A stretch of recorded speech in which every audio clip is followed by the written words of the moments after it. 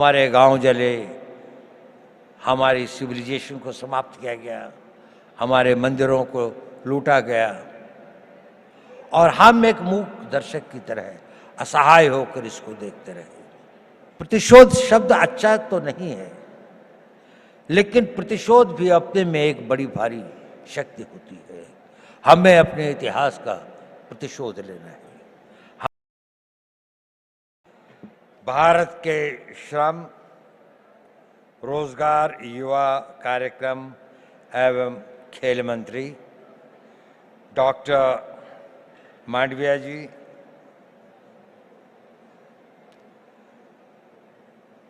इस विभाग की सचिव श्रीमती पल्लवी गोयल, क्षमा कीजिएगा, और हमारी मिनिस्टर ऑफ स्टेट रक्षा खड़से जी और एडिशनल सेक्रेटरी श्री मिश्रा जी, प्रतिष्ठित यहाँ पर उपस्थित सभी लोगों को और विशेषकर इस सभागार में उपस्थित 3000 वो युवा जो एक बड़े भारी कंपटीशन के बाद यहाँ पर आए हैं, उन सब का मैं अभिनंदन करता हूँ। मैं आभारी हूँ माननीय मंत्री जी का, जिन्होंने मुझे यहाँ आने का ये अवसर दिया। थोड़ा असमंजस था मुझे, मैंने कहा भी कि मेरा क्षेत्र, मेरा अनुभव यूथ के साथ उम्र का एक बड़ा भारी गैप, आप लोगों में से अधिकतर मेरे से 60 वर्ष से अधिक छोटे हैं। मैं स्वाधीन भारत में नहीं, उस भारत में पैदा हुआ था जब भारत स्वाधीन नहीं हुआ था। तो मैं आपसे क्या बात कर सकता हूं? क्या चीज है जिस विषय पर मैं आप लोगों से बातचीत कर सकूं?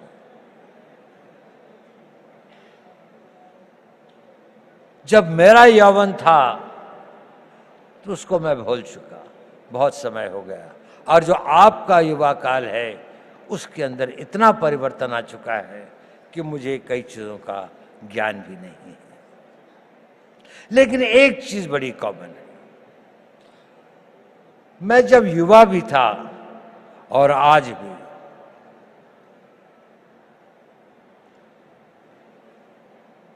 एक चीज का मैंने देखा, वो हमेशा आपके साथ चलती है, आपको पता हो या ना हो,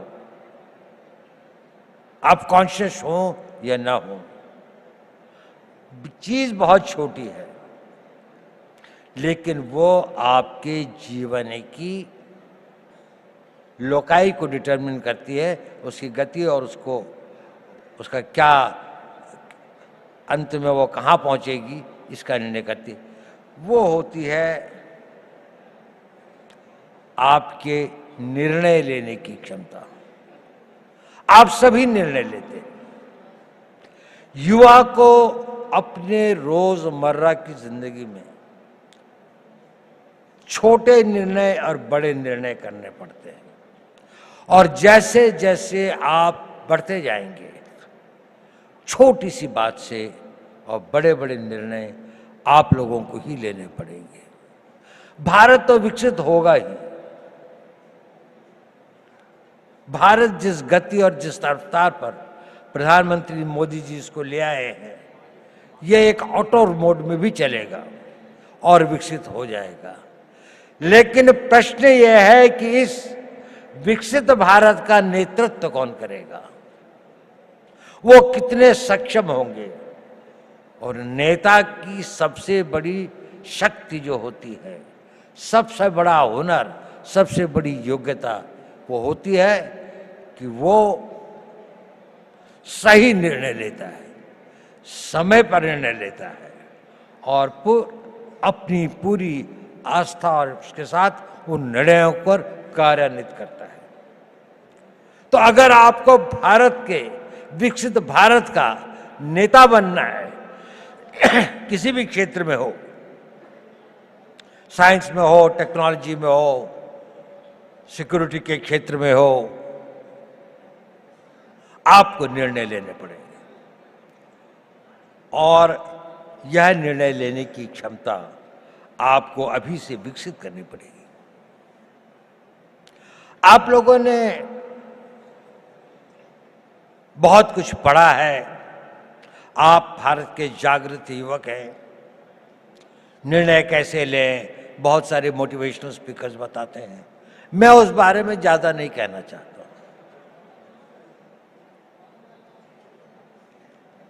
मैं छोटी सी बात कहना चाहता हूं, आप जब निर्णय लें तो आज के लिए नहीं, अपने आने वाले उस भविष्य के लिए निर्णय लें। दूरदर्शी भाव से निर्णय लें। आज का निर्णय तो लगता है कि ठंड बहुत है, रजाई में बैठे रहें, लेकिन अगर आपको कंट्री को रिप्रेजेंट करना है तो आपको लगता है नहीं, मुझे 4 बजे दौड़ने के लिए जाना ही चाहिए, मुझे अपनी फिजिकल फिटनेस रखनी चाहिए। अभी 1 जनवरी को कई लोगों ने बहुत सारे निर्णय लिए होंगे। कल से पक्का सोशल मीडिया नहीं देखूंगा, टाइम खराब नहीं करूंगा, जिम में रोज जाऊंगा, खूब दिल लगा के पढ़ाई करूंगा। कुछ करते हैं, कुछ नहीं करते। सही निर्णय लेना बहुत जरूरी है, बहुत आवश्यक है। अपने निर्णयों को दूरअंदेशी से करें। हर निर्णय को लेने के साथ ये सोचें कि इस निर्णय के बाद मेरा अगला निर्णय क्या होगा, अगला कदम क्या होगा। एक कदम उठाने से पहले अगले 2 कदम की सोचें। जीवन के अंदर में ड्रीम्स से जीवन नहीं बनते, पर ड्रीम्स उनको एक दिशा देते हैं, आवश्यक है। उन ड्रीम्स को डिसीजंस में बदलना पड़ता है और उन डिसीजंस को लाइफ की रियलिटीज में बनना पड़ता है। कुछ लोग जो इसे कर पाते हैं वो सक्सेसफुल हो जाते हैं, उन्हें सफलता प्राप्त होती है। बाकी लोग ड्रीम्स के से और डिसीजन तक के कुछ वाक हो जाते हैं, कुछ डिसीजन से इम्प्लीमेंटेशन तक में भटक जाते हैं, तो गंतव्य तक नहीं पहुंचते।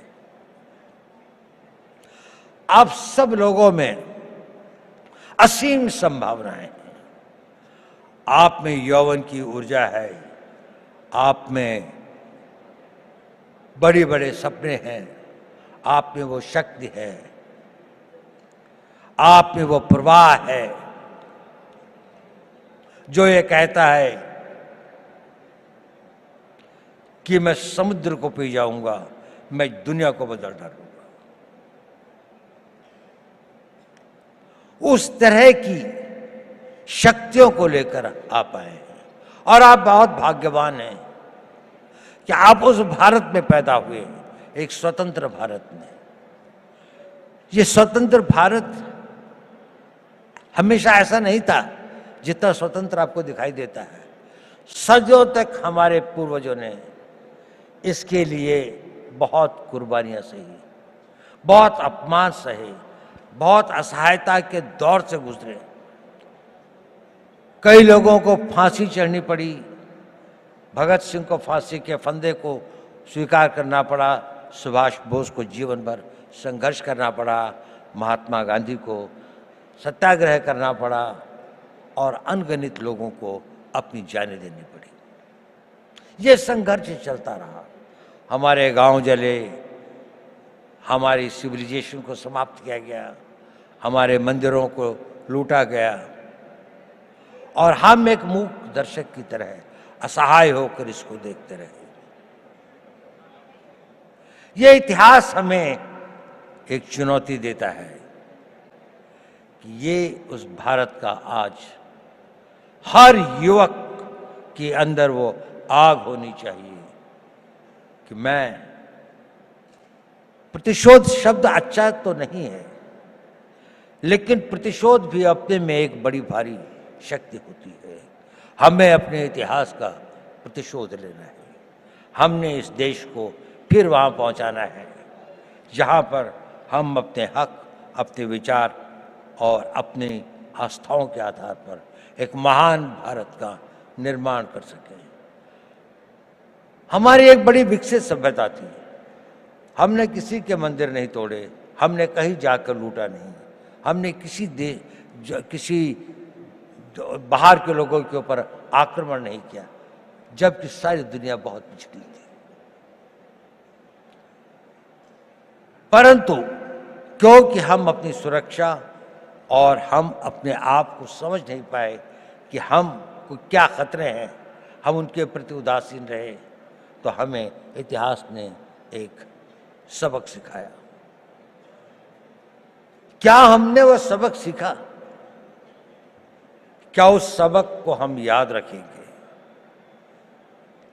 अगर आने वाली पीढ़ियां उस सबक को भूल जाएंगी तो ये इस देश का सबसे बड़ा ट्रेजेडी होगी। सेंट पीटर्सबर्ग के अंदर में एक बहुत बूढ़ा रवि रहता था, यू। वहां का जो बिशप था वो दोनों बहुत दोस्त थे। तो एक दिन बिशप उसके घर पे आया तो रवि जो था करीब 80-85 साल का था, तो उसकी आंखों में आंसू थे। उसने कहा, रवि क्या बात है, आज तुम उदास लग रहे हो? नहीं, उसने कहा सोच रहा था। उसने कहा क्या सोच रहे थे?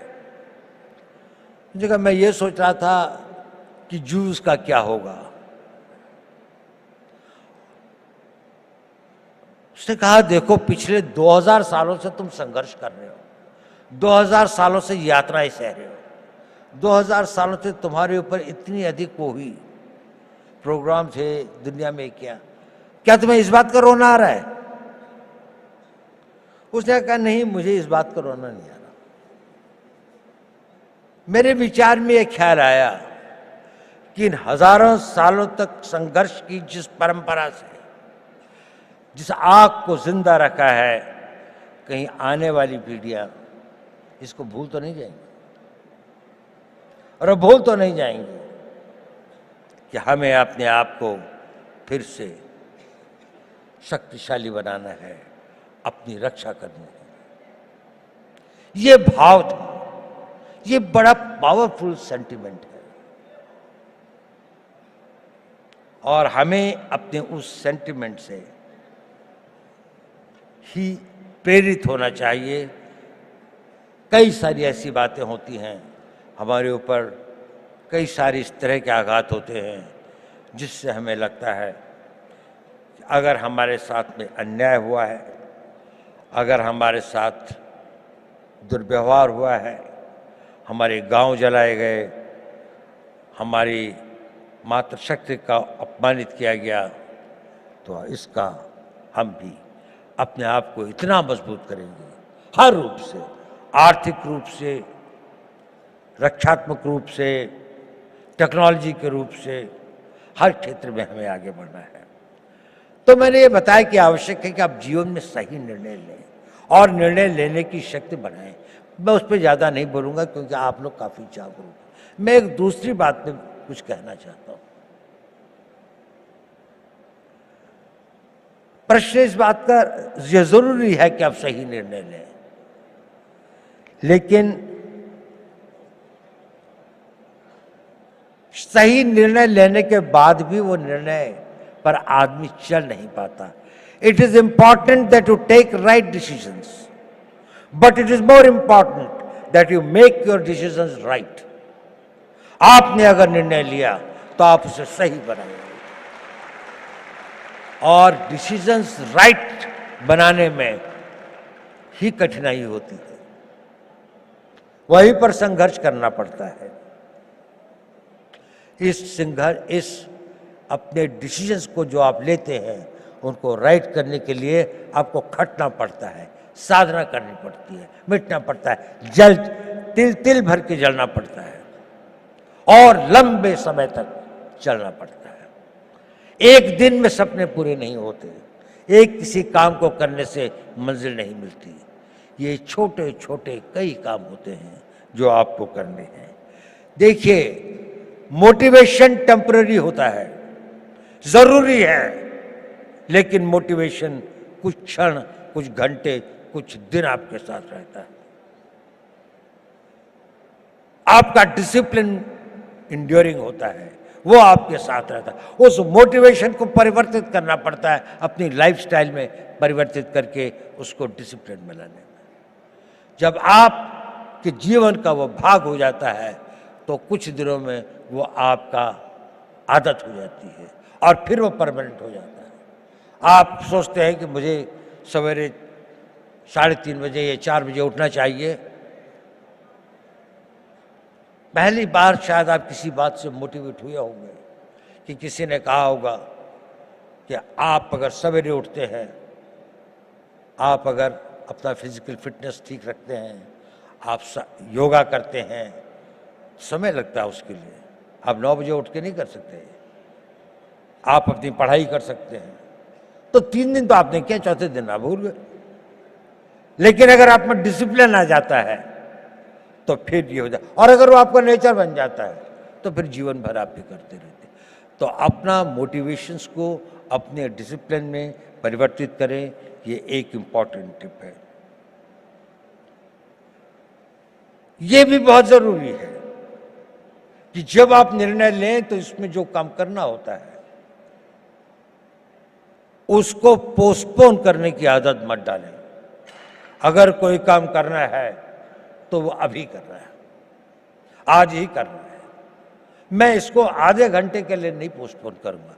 अगर आपने उसको पोस्टपोन किया तो ये भी हैबिट फॉर्मिंग होता है, यह आपकी आदत बन जाएगी और आप जीवन में अच्छे कामों को करने की इच्छा तो होगी, लेकिन आप उसे पोस्टपोन करते जाएंगे। पोस्टपोन मत करिए।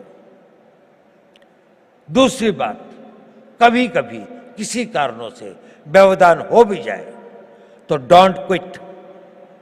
Tenacity is a very important power. आपकी लगन, उस लगन के साथ में लगे रहें, क्विट मत करें, सरेंडर मत करें।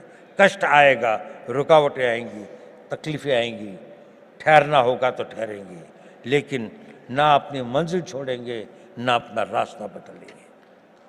आगे बढ़ेंगे तो पूरे जोश के साथ बढ़ेंगे। और एक बहुत बड़ी बात है कि अपने ऊपर विश्वास मत छोड़ें। स्वामी विवेकानंद जी ने कहा था, पुराना धर्म कहता है नास्तिक वो है जो ईश्वर पर विश्वास नहीं करता। नया धर्म कहता है नास्तिक वो है जो स्वयं पर विश्वास नहीं करता। यदि आप को ईश्वर पर विश्वास है तो अपने पर विश्वास करना सीखिए। आप इसको कर सकते हैं। ये शक्ति आप में अपने आप आ जाएगी अगर आप अपने आप को ये करेंगे। मैं आपसे ये सब क्यों कह रहा हूं? इसलिए कि आप भविष्य के नेता हैं। अगर आप भविष्य के नेता हैं तो आपको डिसीजन लेने पड़ेंगे। अगर आपको डिसीजन लेने पड़ेंगे तो आपको उन डिसीजंस को कामयाब बनाने के लिए पूर्ण आस्था, पूरी कमिटमेंट, पूरी मेहनत, पूरी लगन के साथ समर्पित होना पड़ेगा। लेकिन इसका एक और कारण भी है जो मैं ये बात आपसे कह रहा हूं।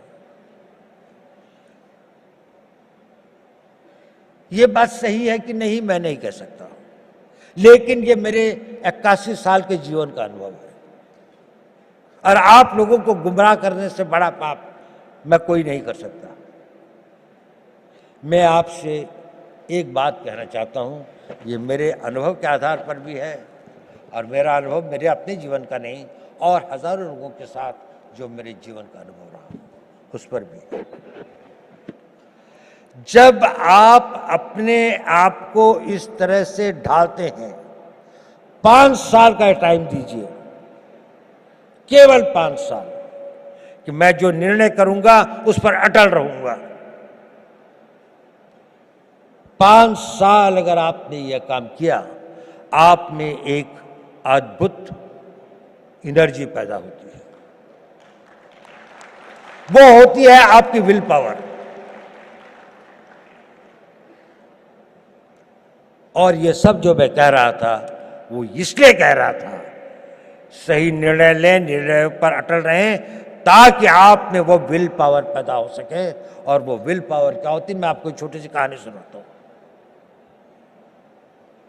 11 अप्रैल 2011 को हमारे कंट्री की एक नेशनल वॉलीबॉल प्लेयर थी, उनका नाम था अरुणिमा वर्मा। वो वॉलीबॉल के टूर्नामेंट से आई और अपनी परीक्षा देने के लिए दिल्ली से लखनऊ जा रही थी। बरेली के पास कुछ डकैतों ने उस पर हमला कर दिया और लोगों से सामान लूटने लगे। अधिकतर लोगों ने दे दिया। उसके गले में चेन थी, उन्होंने चेन खींचने की कोशिश करी, उसने रेजिस्ट किया, उसने नहीं दी चेन। उन लोगों ने उसे ट्रेन से बाहर फेंक दिया। वो बहुत बुरी तरह से लहूलुहान हो गई। दुर्भाग्य देखिए, उसी समय दूसरी ओर से एक ट्रेन आ रही थी और वो ट्रेन से उसका पांव कट के अलग हो गया। रात के 2 बजे का समय था।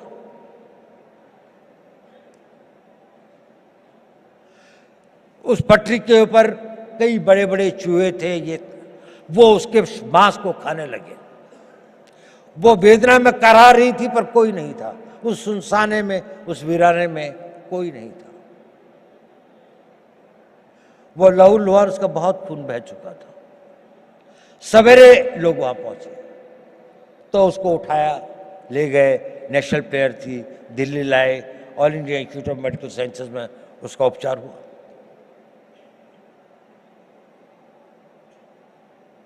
और उसकी पूरी टांग काट दी गई, एम्प्यूट करनी पड़ी।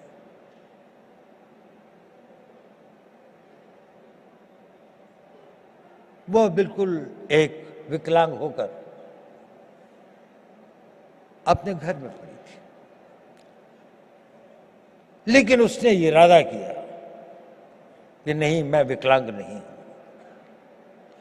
मैं माउंट एवरेस्ट पे चढ़ूंगी।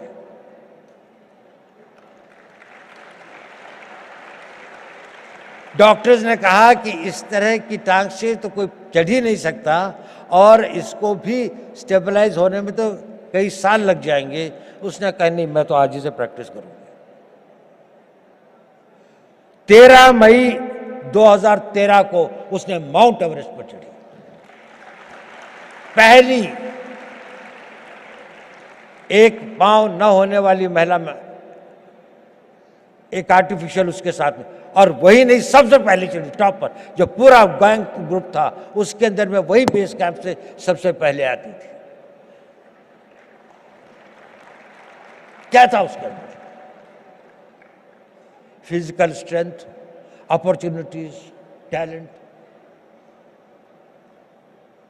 इस सबसे ज्यादा उसके अंदर वो विल पावर थी। और वो विल पावर उसके साथ में एक दिन में नहीं आई। जब उसके जीवन को लोगों ने पढ़ा, समझा, उसने बचपन से ही अपने अंदर एक ऐसी शक्ति पैदा की थी कि जो उसकी स्ट्रांग विल पावर थी। मैं चाहता हूं कि आप लोग इस 5 साल के शेड्यूल को फॉलो करें। इसके लिए नहीं कि निर्णय सही होंगे, इसके लिए नहीं कि निर्णय को आप निर्णय कर पाएंगे तो आपको सफलता मिलेगी, वो तो मिलेगी, लेकिन उस कमिटमेंट, उसके साथ में, रिगर के साथ में, उस डिसिप्लिन के साथ में अगर आप अपना जीवन जिएंगे तो आपके अंदर एक बहुत स्ट्रांग विल पावर पैदा होगी। और वो विल पावर एक इतनी बड़ी शक्ति होती है कि आप जो चाहोगे वो कर सकते हो। आप उसकी इच्छा करोगे, वो इतना बड़ा फोर्स मल्टीप्लायर होता है कि वो आपकी physical energy, mental calibre, mental talent वगैरह एवरीथिंग एल्स, वो सब कुछ जीतती हुई आप देखोगे कि जीवन में ये असंभव चीजें क्यों होती हैं। अब तो मेरे अंदर इतनी शक्ति रह भी नहीं गई थी, अब तो शायद मैं नहीं इसके काबिल हूं, लेकिन वही हो जाता है क्योंकि आपके अंदर वो ये डोरमेंट शक्ति ईश्वर अपने द्वारा बनाए हुए हर इंसान में देती है, लेकिन 99% की बिना जागृत हुए खत्म हो जाती है। कुछ लोग इसे जागृत करते हैं और वो अपने डिसिप्लिन से और उसको अपना नेचर बनाकर जागृत करते हैं। आप अपनी उस इच्छा शक्ति को बढ़ा सके, वही इच्छा शक्ति एक राष्ट्रीय शक्ति बनती है। लड़ाइयाँ क्यों लड़ते हैं हम लोग? कोई हमसे साइकोपैथ थोड़ी हैं कि दुश्मन की लाशें हों, डेड बॉडीज पड़ी हों, कटे हुए कटे हों तो हमें कोई बहुत संतोष या बहुत सुकून मिलता है। इसके लिए नहीं रहती लड़ाई।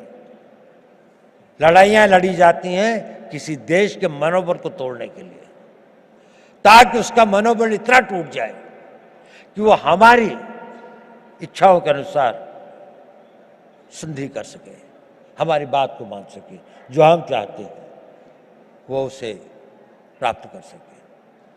जब आप लोगों में इच्छा शक्ति होगी तो राष्ट्र का मनोबल बनेगा। The will of the nation जिसे कहते हैं कि जिसके लिए लड़ाइयाँ लड़ी जाती हैं। आज भी आप देख लें, जितनी भी लड़ाइयाँ हो रही हैं, जितने भी संघर्ष हो रहे हैं, कोई ना कोई कंट्री अपनी बात को दूसरे के ऊपर में थोपना चाहता है, उसके लिए वो शक्ति का प्रयोग कर रहे हैं। अगर आप इतने शक्तिशाली हैं कि कोई इसको ना कर सके तो आप हमेशा स्वतंत्र रहेंगे। लेकिन अगर आपके पास में सब कुछ है लेकिन वो मनोबल नहीं है तो आपके अस्त्र शस्त्र सब बैठे रह जाएंगे, और उसके लिए चाहिए नेतृत्व। आज हम बहुत भाग्यशाली हैं कि देश में ऐसा नेतृत्व है, एक ऐसा नेतृत्व जिसने 10 साल में देश को कहां से कहां पहुंचाकर एक ऑटो बोर्ड में ले आए।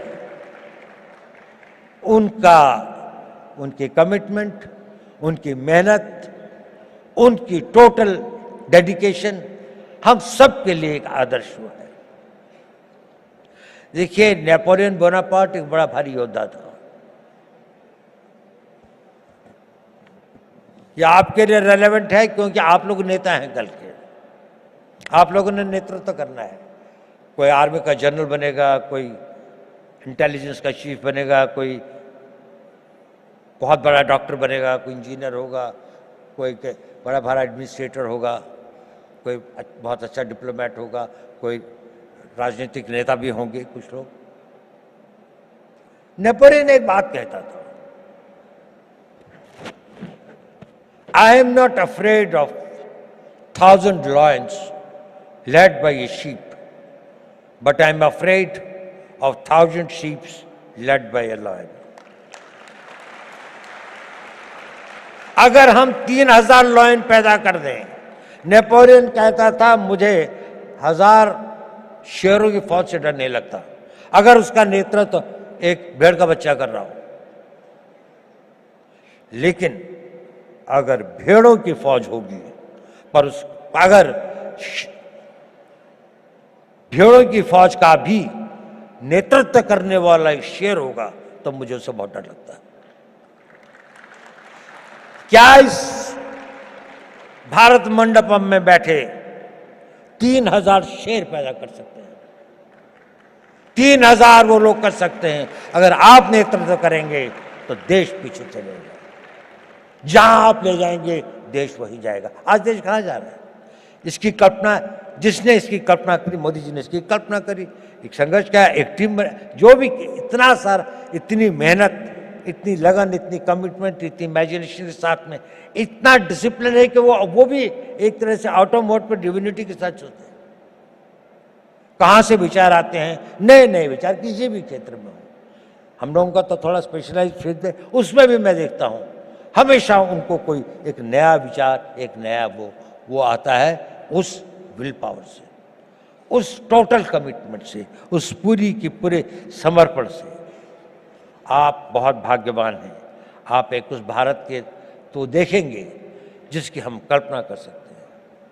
जब आप अपने यौवन में, जब आप अपने अपने उसके आगे अपनी मेहनत और लगन से आगे पहुंचेंगे तो उसके बाद आप देखेंगे एक बहुत बड़े भारत की आप होंगे। लेकिन ये पहली बार नहीं होगा कि भारत के इतिहास में ऐसा हुआ। जब जापान का उदय हुआ तो वेस्ट के अंदर भी एक बड़ी बहस चली कि क्या एशियन कंट्री कोई जो है वो वेस्टर्न कंट्री से आगे निकल सकता है। तो मैलिस एंडरसन करके एक हिस्ट्री के कैम्ब्रिज यूनिवर्सिटी के अंदर में एक हेड ऑफ द डिपार्टमेंट थे, उनसे कहा गया कि एक स्टडी की जाए कि ये इकोनॉमी जो है इसका क्या इतिहास रहा है। तो मैलिस ने एक किताब लिखी जिसका नाम है वर्ल्ड हिस्ट्री ऑफ इकोनॉमी, और उसने वो फर्स्ट सेंचुरी से लेके 19th सेंचुरी तक लिखी। और उसमें उसने कहा कि इसमें से 1700 साल तक अधिकतर इंडिया की, नहीं तो कभी कभी चाइना की इकोनॉमी ही वर्ल्ड की सबसे बड़ी इकोनॉमीज थी। और बड़ी ही नहीं थी कि टुगेदर इन दोनों के बीच में लगभग 55 to 60% इकोनॉमिक पावर थी, बाकी सारी दुनिया में 40%। भारत ने बहुत बड़ी बड़ी सक्सेसेस देखी हैं। हमें 150-200 साल लगते हैं। ऐसे कई बड़े कालखंड आए हैं जिसमें वो अपनी पराकाष्ठा पर था, साइंस की, टेक्नोलॉजी की, आर्थिक विकास की। लेकिन हम वहां से गिर भी सकते हैं। There is nothing permanent in life. आपको अपने हर दिन की, हर उसकी रक्षा प्रतिदिन करनी पड़ती है। ये एक परपीचुअल स्ट्रगल होता है। नेशनहुड और राष्ट्र को मजबूत रखना ये एक निरंतर संघर्ष है, जैसे कि आपका भी संघर्ष निरंतर है। ये कभी समाप्त नहीं। तो आपका जीना बेकार है। आप सोचते हैं और जो कल मैंने करना है वो डिसिप्लिन आपके अंदर वो इच्छा शक्ति पैदा कर देगी। उसके लिए शक्ति भी आएगी, समय भी होगा, संयोग भी होगा और आप उसे कर भी पाएंगे और आप कामयाब हों। मेरी यही शुभकामनाएं आप लोगों को मेरा बहुत बहुत हो। आप भारत के भविष्य हो, के कर्णधार हो। आप लोग फले फूले मेरे